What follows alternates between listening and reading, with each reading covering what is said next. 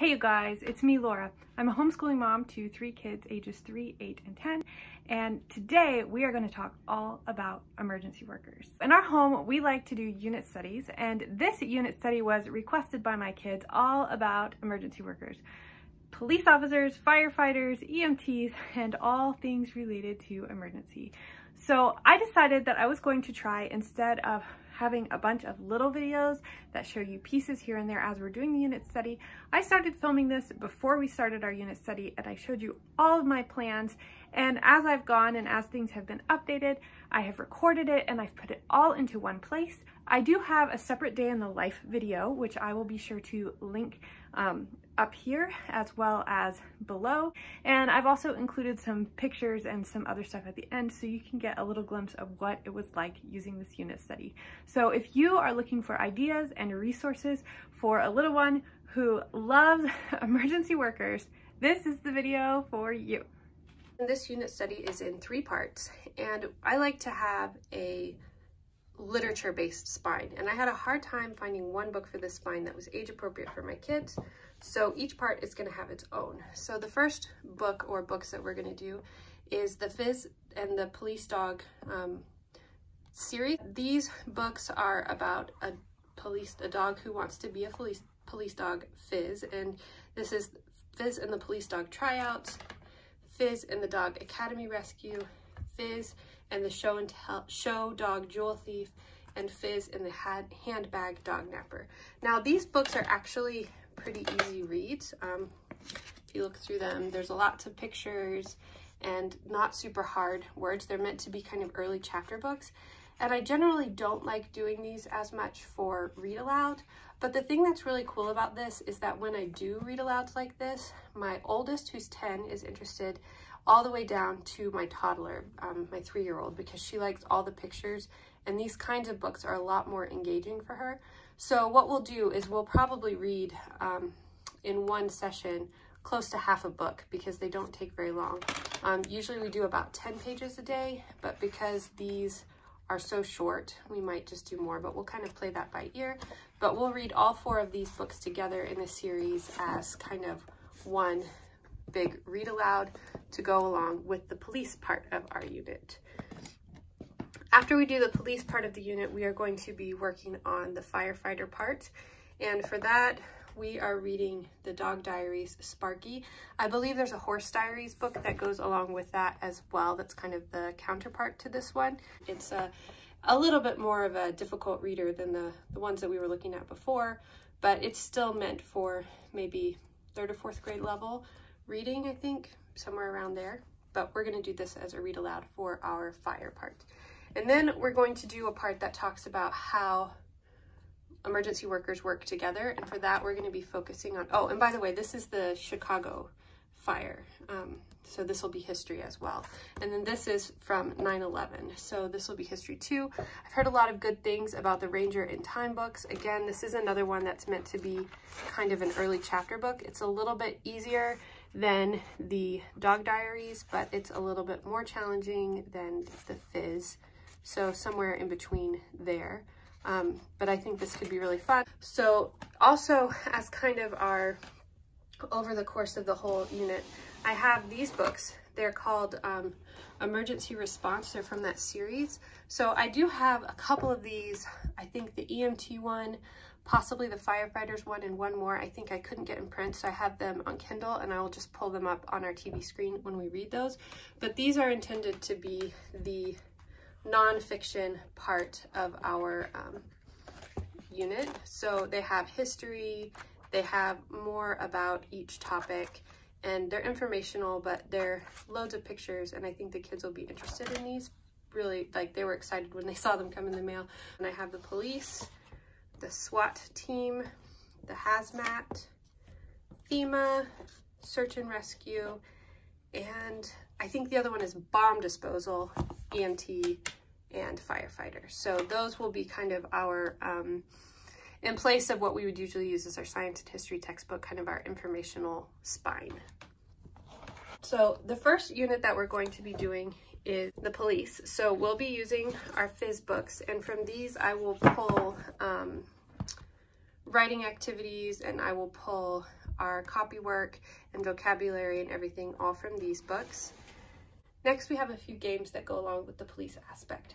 So the first one is Cat Crimes. Now this is meant to be a one-player logic game, but what I plan to do with it is I plan to put it in our morning basket, and we'll all together work on a puzzle a day while we're going through this unit to just kind of work together and get the kids' brain firing in that way. So you have a game board and you get clues about where to place each of the cats along the board.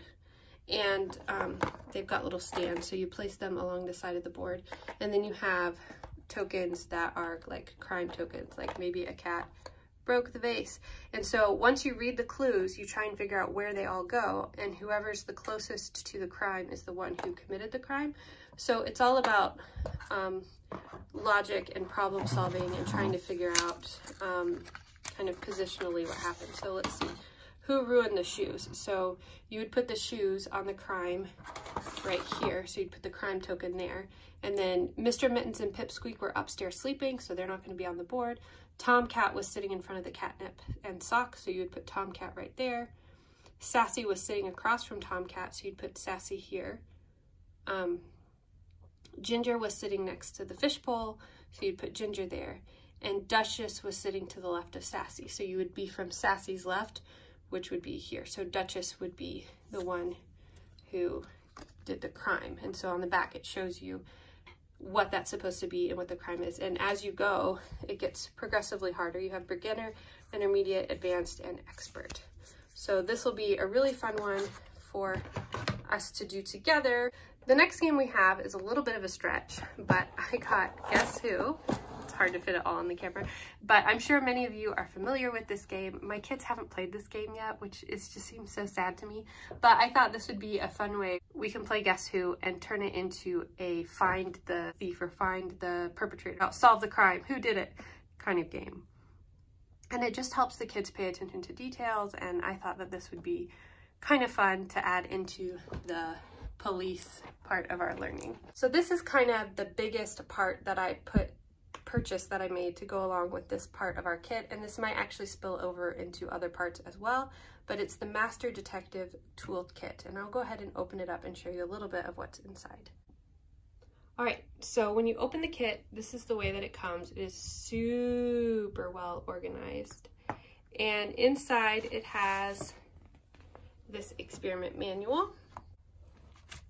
So they walk you through step by step what to do here. So there's kind of, there's a table of contents that explains everything that comes in the kit, which is a lot of stuff. There's tape, there's testing kits, there's fingerprint kits, just about anything you can imagine. And so they talk about becoming a detective and what forensic science is, and there's some pro tips and just some little things at the beginning. And then they have you start setting up your your office, your station. So you set that up, and then it talks you through some crimes and some cases to solve and some things that you can do along the way. And so these are different scenarios that I can help them set up. And it's kind of like, I mean, there's activities and games and scenarios you're trying to solve, and they've got everything that you need and explain it. And it just really looks like a lot of fun. But I think it is something that you kind of work through in order to learn a little bit more about forensic science and crime scene investigation and all of that part of policing. And so I think that we're going to have a lot of fun with this. It might be a little hard for my older kid. I mean, for my, definitely my toddler. This might be something I just do with the bigger boys, and it might be a little difficult for my 8-year-old. But I think doing it with his big brother, it should be a lot of fun. And if we don't make it through all of this, that's fine. But we'll do as much as the kids are interested in. And there's just so much in here. I think it'll be a lot of fun for them. And we may even pull videos that go along with it. And this is really just going to be a very interest-led part of their learning. So that's kind of what we have there. And it literally has everything that you need to do all of the projects. Each of the units that I have come with the book basket, and I try to rotate these books out. This is a basket that we set aside, and we set aside time every day where we spend looking at the books in the basket. The kids can pick what they want to read. We can all read the same thing. They can read separate stuff. I include chapter books. I include nonfiction books. I include books with lots of pictures, all kinds of different books, hopefully with things that appeal to each child so that they can explore whatever topic we're learning in their own way. So because this unit has 3 distinct parts, I'm doing my book basket a little bit differently. So I'm going to have a book basket that stays the same for police, a book basket that stays the same for fire, and a book basket that stays the same for kind of all the rest of the stuff. So this is what we have for police. Some of these are books that I own and I pulled from our shelf, like this one. And others, like this one, I picked up at the library. So I try to get a bunch of different, this one's kind of dated, but the kids love it. But I try to get a bunch of different levels of difficulty. This is a book that is in our home library. It's falling apart. The kids love it, but totally fits there. And then this is this is a library book. It's falling apart a little bit. But this is one that appeals to my youngest for sure and lets her join in on the fun. I have one child who loves police and loves horses, so I thought this would be good for that. A little more about SWAT teams. I have Fly Guy.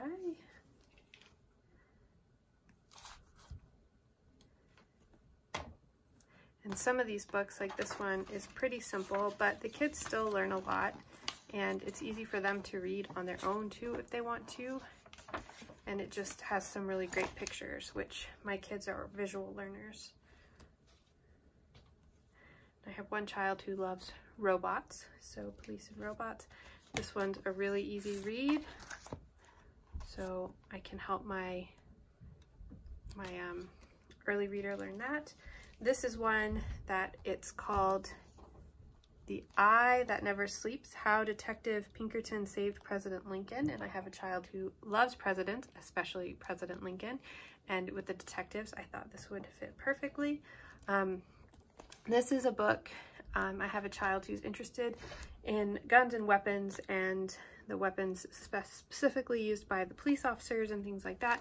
So this is just a visual book that goes through the history of weapons.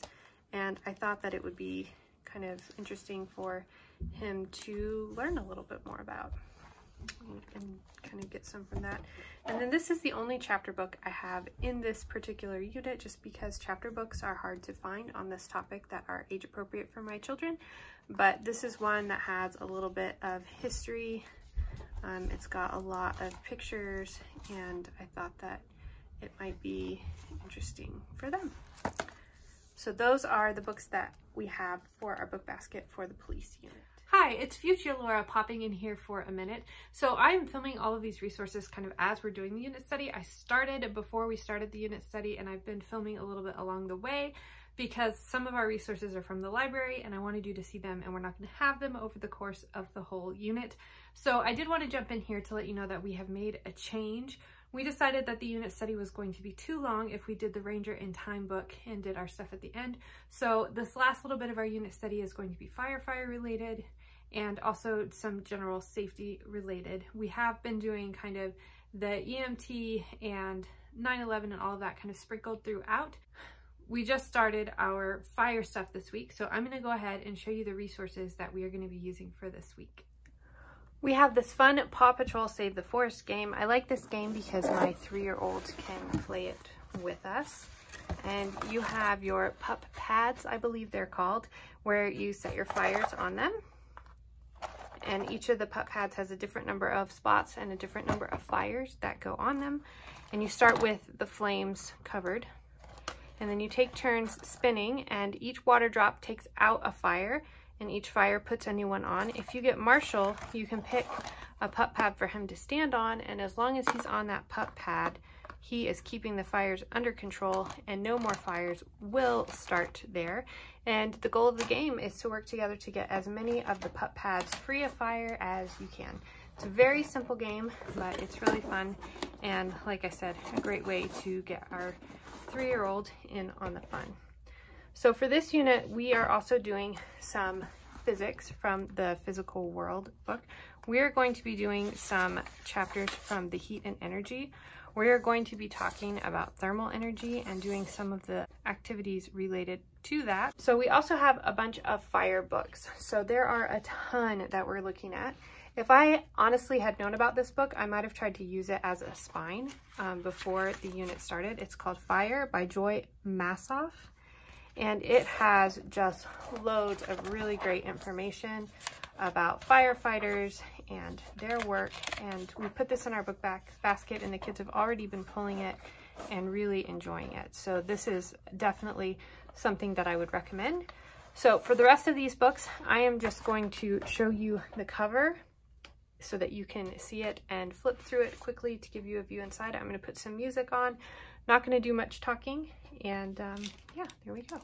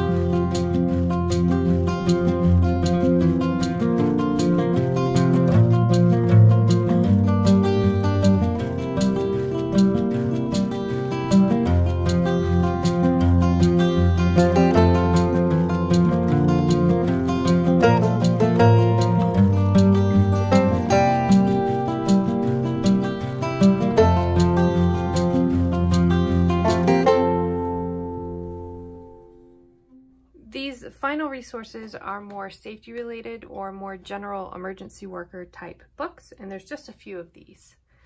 There's emergency vehicles,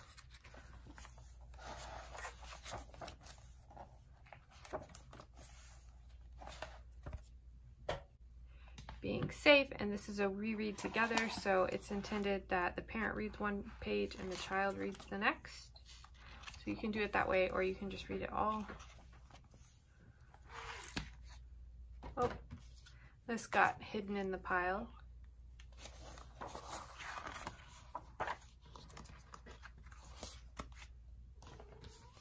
Dragons for Tea, Fire Safety for Kids. This one looked super cute.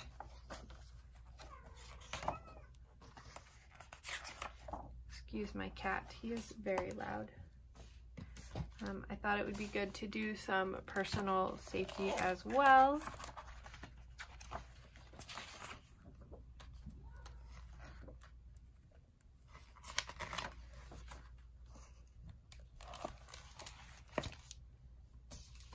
And the final book is this one, Stop, Drop, and Roll.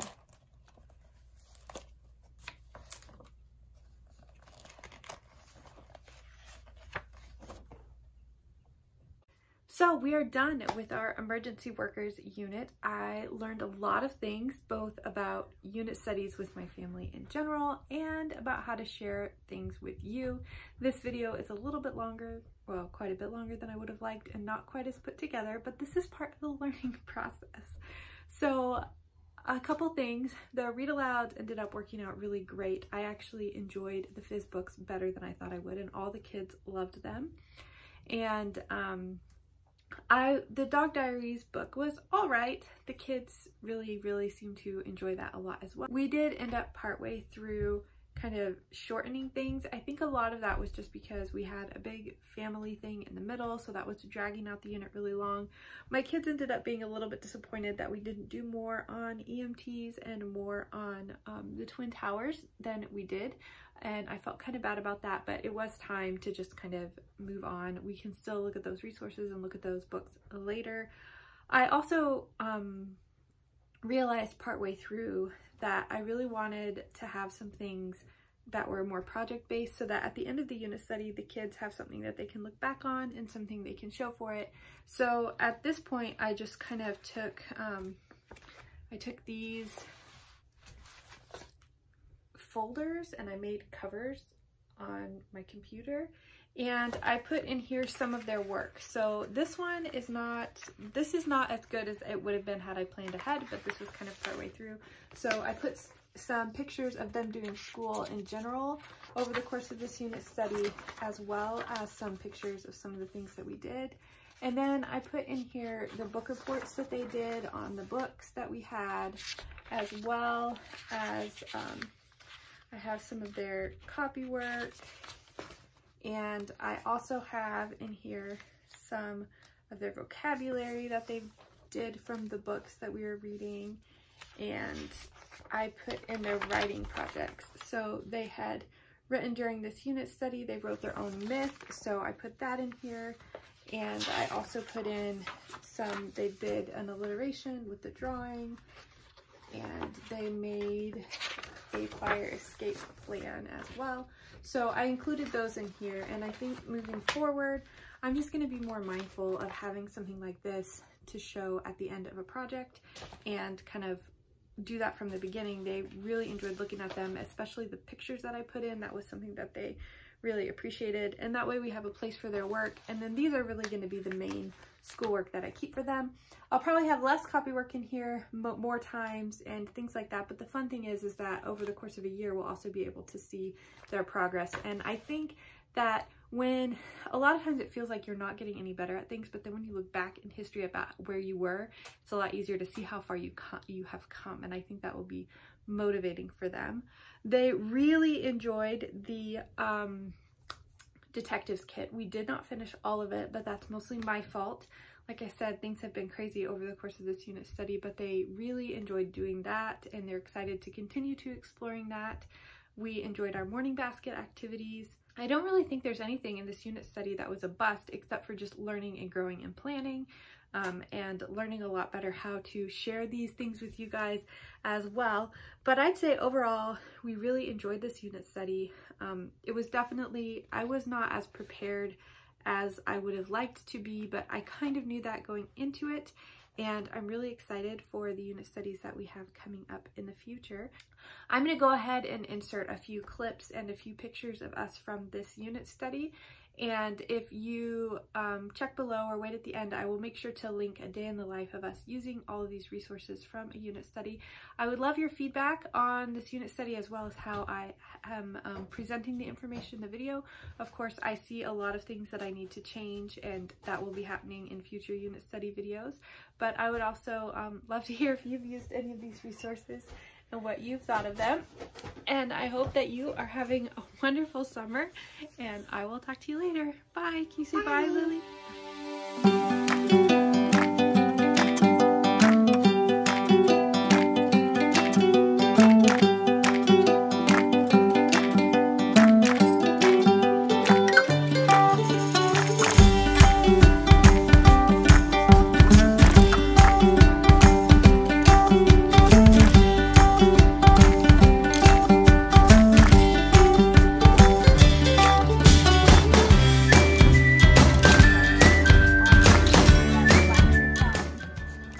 So we have turned this corner of our carport into a crime scene. So Samuel, what's on the door? Go show me. Go show me. Okay, since I'm a kid, I can come through. Me too. So what is that there for? It opens the door. Oh no. And Mommy, since you normally say that we're not allowed in there to use that door, that means they'll I'll know if somebody used that door, that's right. And so here's our caution tape for our crime scene. And I set up a cone. So tomorrow we'll see what else we're gonna do with this crime scene. Does that sound good? Yeah, what all